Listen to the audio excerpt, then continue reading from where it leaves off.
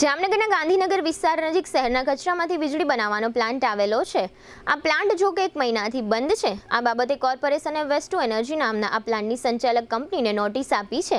આ નોટિસને જો કે કંપનીએ ગણકારી નથી અને કોર્પોરેશનની નોટિસનો કોઈ જવાબ આપ્યો નથી, જેને કારણે કોર્પોરેશને હવે આ કંપનીને બીજી નોટિસ આપી છે।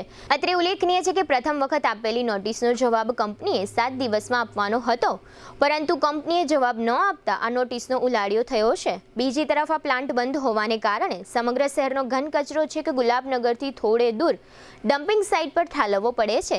આ ડમ્પિંગ સાઇટ પર 19,000 ટન જેટલો કચરો જમા થઈ ગયો છે।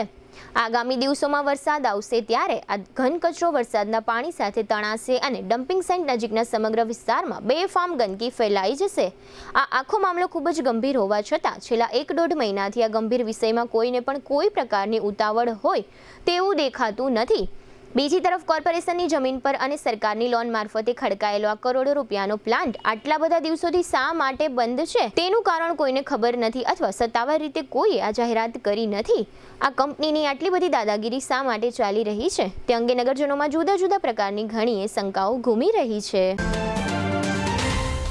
જામનગર મહાનગરપાલિકા નાણાકીય વર્ષ 2025-26નો આપનો વેરો એડવાન્સ ભરપાઈ કરો અને મેળવો 10% થી 25% સુધીની રિબેટ।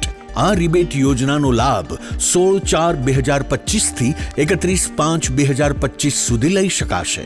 આ યોજનામાં સામાન્ય કરદાતાઓને 10% રિબેટ, સિનિયર સિટીઝન, શારીરિક ખોટખાપણવાળા, બીપીએલ કાર્ડ ધારક અને વિધવા કરદાતાઓને 15% રિબેટ, માજી સૈનિકોને, સ્વાતંત્ર્ય સેનાનીઓ, શહીદોની વિધવાઓ, અનાથાશ્રમ, વૃદ્ધાશ્રમ, અપંગાશ્રમ અને અંધાશ્રમને 25% રિબેટ, રહેણાંક બિન રહેણાંક મકાનોમાં સોલાર સિસ્ટમ તારીખ 31/3/2025 પહેલા ઇન્સ્ટોલ કરેલ હોય તેવા કરદાતાઓને રેગ્યુલર ઉપરાંત વધારાનું 5% રિબેટ એક વખત, સતત 3 વર્ષ સુધી એડવાન્સ ટેક્સ ભરનારને 2% વધુ રિબેટનો લાભ, ઓનલાઈન વેરો ભરપાઈ કરનાર કરદાતાને 2% ડિસ્કાઉન્ટ, વધુમાં વધુ ₹250 આપના મોબાઈલના પ્લે સ્ટોર તથા એપ સ્ટોરમાંથી JMC કનેક્ટ એપ ડાઉનલોડ કરી પ્રોપર્ટી ટેક્સ ઓનલાઈન ભરવાની સાથે દરેક સર્વિસનો લાભ લઈ શકો છો।